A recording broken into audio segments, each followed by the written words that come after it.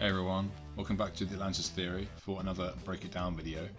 The playlist was originally called Know Your Character, but I've rebranded it as something that kind of rolls off the tongue a little better, and something that doesn't apply just specifically to characters, because I want to do teams later on as well. So today we're going to be breaking down Solomon Grundy.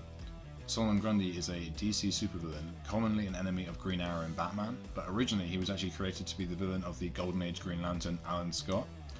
He was created by Alfred Bester, a writer who actually had a Babylon 5 character named after him.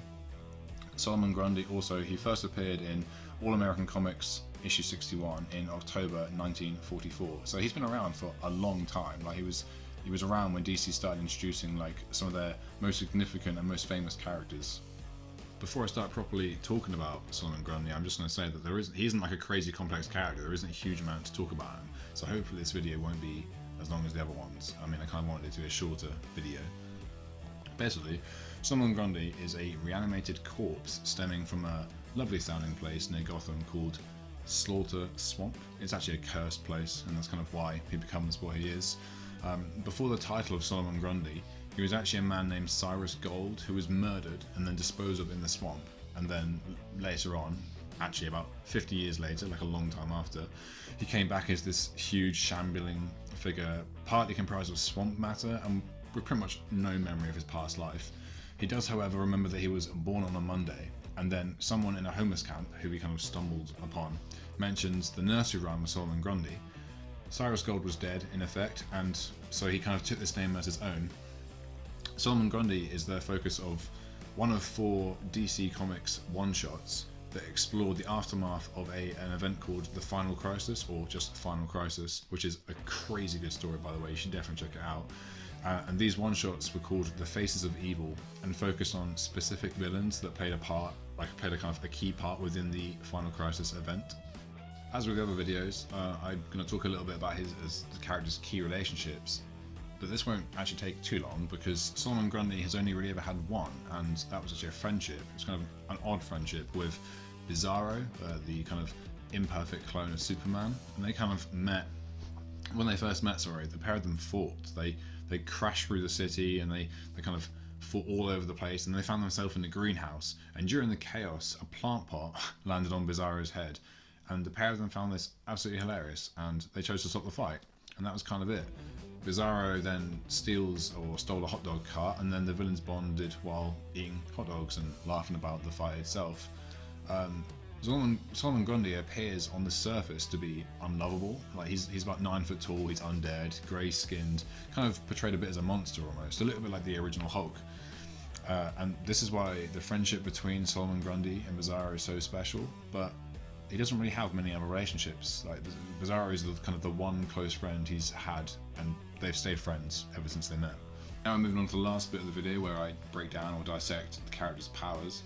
Solomon Grundy is actually one of the strongest villains in the DC universe, and his strength really varies, kind of ultimately from writer to writer with most comic book characters, especially the really heavy hitters, but to a much more dramatic extent with Grundy. In some cases, he's been taken down by Batman, who uses a grapple or a clever counter, but then in others, he's knocked Superman around. Like in quite a recent story, after being infected or cursed rather with chaos magic, he became horrendously hard to deal with. Superman struggled, even Amazo had to retreat to figure out a new plan. Amazo is another supervillain that I want to do a video on, but basically Amazo's kind of powers, as it were, is he has the power to absorb and copy multiple character powers. Like he's a frequent enemy of the Justice League, able to take them on pretty much single-handedly. He's incredibly powerful, and he had to retreat along with the Justice League to kind of figure out a way to stop this version of Solomon Grundy. Grundy is also incredibly invulnerable. He's able to take massive amounts of damage, whether physical or energy-based, with little to no injury at all. He's overpowered and tanked attacks from beings such as Hawkgirl, Superman, Amazo, as I previously mentioned, Green Lantern Alan Scott, and other various members of the Justice League, like Red Tornado, who's like another android who's immensely powerful. Solomon Grundy, he's not affected by disease. He doesn't need to eat, sleep, drink, or even breathe oxygen to survive. And with each death, he reanimates kind of quite soon after, acquiring even more strength than before. Sometimes he also comes back with an entirely new personality with a higher level of intelligence, although this is really rare. That's only happened like once or twice. And Grundy for a time was able to control plant and wood energy due to the amounts of tree product and moss and all that kind of formed inside his decaying body, but nothing on the scale of poison ivy or swamp thing. And he kind of lost that power anyway. Like soon after he got it, it was for a really short time he had that. In addition to all that, he's really not affected by magic attacks as well. So the previous video I did was on Zatanna, and she's one of the most powerful magic users in the DC universe. She struggles to inflict any damage upon him because he's not really affected by that. And he's not affected at all by fire or low temperatures, and he's proven highly resistant to the effects of the original Green Lantern power ring. He's basically indestructible and immortal, and then when he does die, he comes back stronger than before, making him like a real challenge to deal with. So I wasn't kidding around when I said that he's one of the strongest villains in the DC universe, especially when he's in the hands of a good writer, or a writer that kind of knows what they're doing with characters like that. It kind of makes him really interesting rather than just being a mindless, strong thug. So there's my breakdown of Solomon Grundy, all finished. A much shorter video than usual because, as I said, there isn't a huge amount to talk about with him.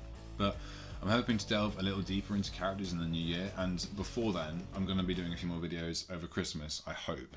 I'm going to be doing my first team video, which will be the Thunderbolts, and that will be coming just before Christmas, I hope. If not, it'll be coming over the few days of Christmas. And then in the new year I'm going to be doing T'Challa, aka the Black Panther, to kick off the videos for the next year. So I hope you all have a good weekend and are enjoying the run up to Christmas. And if I don't get a video out before Christmas, I hope you guys have a really good Christmas Day, Boxing Day.